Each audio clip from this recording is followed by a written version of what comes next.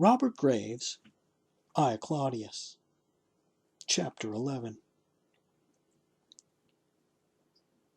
The year before I came of age and married had been a bad year for Rome. There was a series of earthquakes in south of Italy which destroyed several cities. Little rain fell in the spring, and the crops looked miserable all over the country. Then just before harvest time there were torrential storms which beat down and spoilt what little corn had come to ear. Footnote AD 5. End of footnote. The downpour was so violent that the Tiber carried away the bridge and made the lower part of the city navigable by boats for 7 days. A famine seemed threatening, and Augustus sent commissioners to Egypt and other parts to buy huge quantities of corn. The public granaries had been depleted because of bad harvest the year before. Though not so bad as this, the commissioners succeeded in buying a certain amount of corn, but at a high price, and not really enough. There was great distress that winter, the more because Rome was overcrowded. Its population had been doubled in the last 20 years, and Ostia, the port, was unsafe for shipping in the winter, so that grain convoys from the east were unable to discharge their cargoes for weeks on end. Augustus did what he could to limit the famine. He temporarily banished all but householders and their families to country districts, not nearer than 100 miles from the city, appointing a rationing board composed of ex-consuls, and prohibited public banquets, even on his own birthday. Much of the grain he imported at his own expense and distributed free to the needy. As useful famine brought rioting, the rioting brought arson. Whole streets of shops were set on fire at night by half-starved looters from the workers' quarters. Augustus organized a brigade of night watchmen in 7 divisions to prevent this sort of thing. This brigade proved so useful that it has never since been disbanded. But enormous damage had been done by the rioters. A new tax was imposed about this time to provide money for the German wars.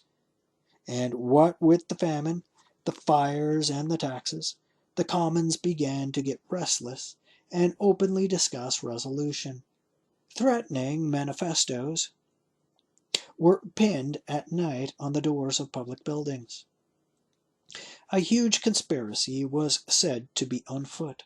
The Senate offered a reward for all information which would lead to the arrest of a ringleader, and many men came forward to win it, informing against their neighbors. But this only made the confusion worse. Apparently, no real conspiracy existed, only hopeful talk of conspiracies. Eventually, corn began to come in from Egypt, where the harvest is much earlier than ours, and the tension relaxed. Among the people removed from Rome during the famine were the sword fighters. They were not numerous, but Augustus thought that if there were any civil disturbances, they would be likely to play a dangerous part in them, for they were a desperate crew, some of them being men of rank who had been sold as slaves for debt to purchasers who had agreed to let them earn the price of their freedom by sword fighting. If a young gentleman ran into debt, as sometimes happens, through no fault of his own or from youthful thoughtlessness, his distant relations would save him from slavery, or Augustus himself would intervene. So these gentlemen sword fighters were men whom nobody had regarded as worth saving from their fate, and who, becoming the natural leaders of the gladiatorial guild, were just the sort to head an armed rebellion. When things improved, they were recalled, and it was decided to put everybody in a good humor by exhibiting a big public sword fight and wild beast hunt in the names of Germanicus and myself, in memory of our father. Livia wished to remind Rome of his great exploits, with a view to calling attention to Germanicus, who resembled him so clearly, and who would soon, it was expected, be sent to Germany to help his uncle Tiberius. Another famous soldier win fresh conquest there. My mother and Livia contributed to the expenses of the show, the main burden of which, however, fell on Germanicus and me. It was considered, however, that Germanicus in his position needed more money than I did, so my mother explained to me that it would be only right for me to contribute twice as much as he did. I was only too glad to do what I could for Germanicus, but when I found out, when it was all over, what had been spent, I was staggered. The show was planned regardless of cost, and besides the usual expenses of the sword fight and wild beast hunt, we threw showers of silver to the populace. In the procession to the amphitheatre, Germanicus and I rode by special decree of the Senate in our father's old war chariot. We had just offered a sacrifice to his memory at the great tomb which Augustus had built for himself when he should come to die, and where we had interred our father's ashes alongside those of Marcellus.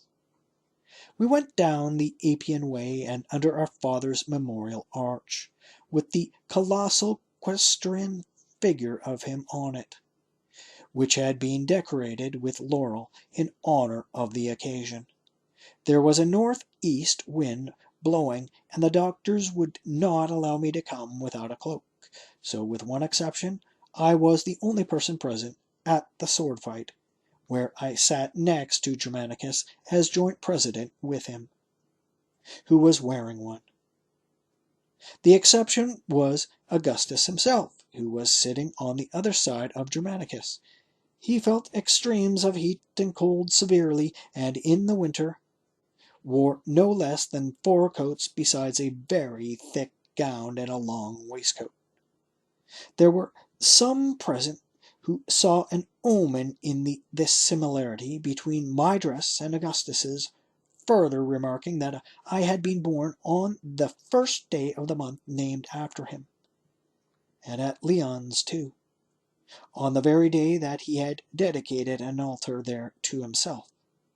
Or at any rate, that was what they said they had said many years after. Livia was in the box too, a peculiar honor paid her as my father's mother. Normally, she sat with the Vestal Virgins. The rule was for women and men to sit apart.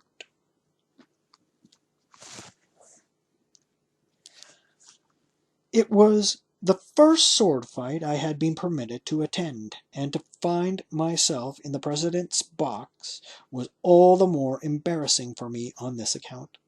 Germanicus did all the work, though pretending to consult me when a decision had to be made, and carried it through with great assurance and dignity. It was my luck that the fight was the best that had ever been exhibited at the amphitheatre. As it was my first, however, I could not appreciate its excellence, having no background of previous displays to use for purposes of comparison, but certainly I have never seen a better since, and I must have seen nearly 1,000 important ones.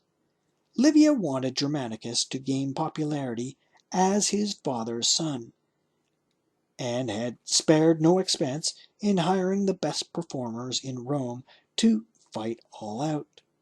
Usually professional sword fighters were very careful about hurting themselves and each other, and spent most of their energy on feints and parries and blows which looked and sounded Homeric, but which were really quite harmless, like the thwacks that slaves give each other with stage clubs in low comedy. It was only occasionally, when they lost their temper with each other or had an old score to settle, that they were worth watching. This time, Livia had got the heads of the gladiatorial guild together and told them that she wanted her money's worth. Unless every bout was a real one, she would have the guild broken up. There had been too many mangled fights in the previous summer, so the fighters were warned by the guild masters that this time they were not to play kiss in the ring, or they would be dismissed from the guild. In the first 6 combats, 1 man was killed. 1 was seriously wounded, that he died the same day, and a third had his shield arm lopped off close to the shoulder, which caused roars of laughter. In each of the other 3 combats, one of the men disarmed the other, but not before he had given such a good account of himself that Germanicus and I, when appealed to, were able to confirm the approval of the audience by raising their thumbs in token that his life should be spared.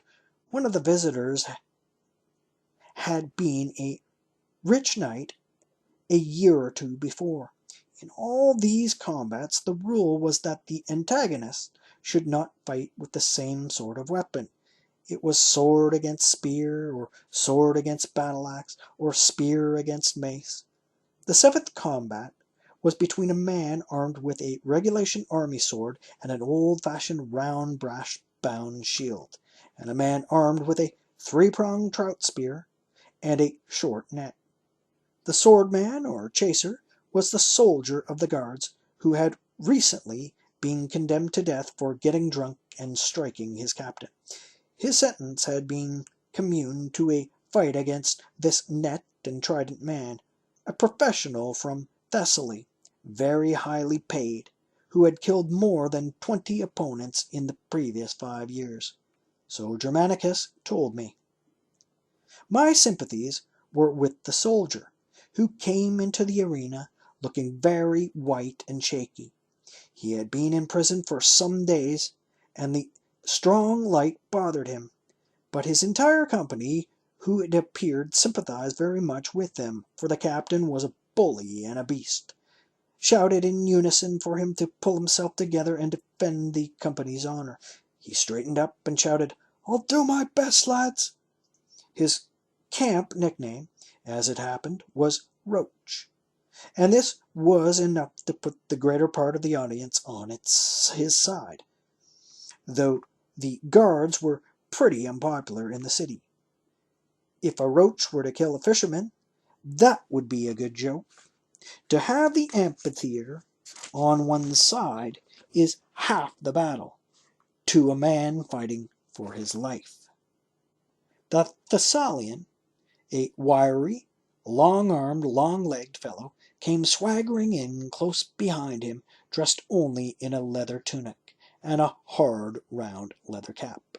He was in a good humour, cracking jokes with the front benches, for his opponent was an amateur, and Livia was paying him 1,000 gold pieces for the afternoon, and 500 more if he killed his man after a good fight. They came together in front of the box and saluted first Augustus and Livia, and then Germanicus and me as joint presidents, with the usual formula. "Greetings, sirs! We salute you in death's shadow." We returned the greetings with a formal gesture, but Germanicus said to Augustus, "Why, sir, that chaser's one of my father's veterans. I know him well. He won a crown in Germany for being the first man over the enemy stockade." Augustus was interested. "Good," he said.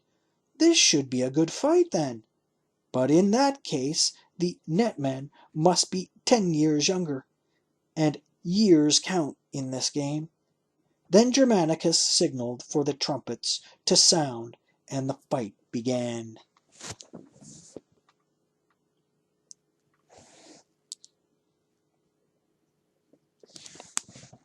Roach stood his ground, while the Thessalian danced around him. Roach was not such a fool as to waste his strength running after his lightly armed opponent, or yet to be paralyzed into immobility. The Thessalian tried to make him lose his temper by taunting him, but Roach was not to be drawn. Only once, when the Thessalian came close with lunging distance, did he show any readiness to take the offensive, and the quickness of his thrust drew a roar of delight from the benches. But the Thessalian was away in time. Soon the fight grew more lively. The Thessalian made stabs high and low with his long trident, which Roach parried easily, but with one eye on the net, weighted with small lead pellets which the Thessalian managed with his left hand. "Beautiful work," I heard Livius say to Augustus. "The best netman in Rome. He's been playing with the soldier. Did you see that? He could have entangled him and got his stroke in then if he had wished. But he's spinning out the fight." "Yes," said Augustus. "I'm afraid the soldier is done for. He should have kept off drink." Augustus had hardly spoken when Roach knocked up the trident and jumped forward, ripping the Thessalian's leather tunic between arm and body. The Thessalian was away in a flash, and as he ran he swung the net across Roach's face. By ill luck, a pellet struck Roach in the eye, momentarily blinding him. He checked his pace, and the Thessalian, seeing his advantage, turned and knocked the sword spinning out of his hand. Roach sprang to retrieve it, but the Thessalian got there first, ran with it to the barrier, and tossed it across to a rich patron sitting in the front rank of the seats reserved for the knights. Then he returned to the pleasant task of goading and dispatching an unarmed man. The net whistled round Roach's head, and the trident jabbed here and there, but Roach was still undismayed, and once made a snatch at the trident and nearly got possession of it. The Thessalian had now worked him towards our box, to make a spectacular killing. "That's enough," said Livia in a matter-of-fact voice. "He's done. Enough playing about." He ought to finish him now. The Thessalian needed no prompting. He made a simultaneous sweep of his net round Roach's head, and a stab at his belly with the trident. And then what a roar went up! Roach had caught the net with his right hand, and flinging his body back, kicked with all his strength at the shaft of the trident, a foot or two from his enemy's hand. The weapon flew up and over the Thessalian's head, turned in the air, and stuck quivering into the wooden barrier. The Thessalian stood astonished for a moment, then left the net in Roach's hands and dashed past him to recover the trident. Roach threw himself forward and sideways and caught him in the ribs as he ran with the spiked boss of his shield. The Thessalian fell, gasping on all fours. Roach recovered himself quickly, and with a sharp downward swing of the shield, caught him on the back of his neck. "The rabbit blow," said Augustus. "I've never seen that done in the arena before. Have you, my dear Livia?" "Eh? Killed him too, I swear." The Thessalian was dead. I expected Livia to be greatly displeased, but all she said was, "And served him right. That's what comes of underrating one's opponent. I'm disappointed in that netman. Still, it has saved me that 500 in gold, so I can't complain, I suppose." To crown the afternoon's enjoyment, there was a fight between two German hostages who happened to belong to rival clans, and had voluntarily engaged each other to a death duel. It was not pretty fighting, but savage hacking with long sword and halberd. Each wore a small, highly ornamented shield strapped on the left forearm. This was an unusual manner of fighting. For the ordinary German's soldier does all the work with the slim-shafted, narrow-headed assegai. The broad-headed halberd and the long sword are marks of high rank. One of the combatants, a yellow-headed man, over 6 feet tall, made short work of the other, cutting him about terribly before he gave him the final smashing blow on the side of the neck. The crowd gave him a great cheer and went to his head, for he made a speech in a mixture of German and camp Latin, saying that he was a renowned warrior in his country, and had killed 6 Romans in battle, including an officer, before he had been given up as a hostage by his jealous uncle, the tribal chief. He now challenged any Roman of rank to meet him, sword to sword, and make the lucky 7th for him. The first champion who sprang into the ring was a young staff officer of an old but impoverished family called Cassius Chaerea. He came running to the box for permission to take up the challenge. His father, he said, had been killed in Germany under that glorious general in whose memory this display was being held. Might he piously sacrifice this boastful fellow to his father's ghost? Cassius was a finer fencer. I had often watched him on Mars Field. Germanicus consulted with Augustus, and then with me. When Augustus gave his consent, and I mumbled mine, Cassius was told to arm himself. He went to the dressing rooms and borrowed Roach's sword, shield, and body armor, for good luck and out of compliment to Roach. Soon there began a far grander fight than any that the professionals had shown, the German swinging the great sword, and Cassius parrying with his shield, and always trying to get it under the German's guard. But the fellow was as agile as he was strong, and twice beat Cassius to his knees. The crowd was perfectly silent, as if it were a religious performance they were watching, and nothing was heard but the clash of steel on steel and the rattle of shields. Augustus said, "The German's too strong for him, I'm afraid. We shouldn't have permitted this. If Cassius gets killed, it will create a bad impression on the frontier when the news gets there." Then Cassius' foot slipped in a blood pool, and he fell over on his back. The German straddled over him with a triumphant smile on his face, and then there was a roaring in my ears and the blackness before my eyes, and I fainted away. The emotion of seeing men killed for the first time in my life, and then the combat between Roach and the Thessalian, in which I felt so strongly for Roach, and now this fight in which it seemed that it was I myself who was desperately battling for life with the German. It was too much for me. So I did not witness Cassius's wonderful recovery, as the German lifted that ugly sword to crash in his skull, the quick upward thrust with the shield boss at the German's loins, the sideways roll, and the quick decisive stab under the armpit. Yes, Cassius killed his man all right. Do not forget this, Cassius, for he twice and 3 times plays an important part in this story. As for me, nobody noticed that I had fainted for some time, and when they did, I was already coming to. They propped me up again in my place, until the show had formally ended. To have been carried out would have been a disgrace for everyone.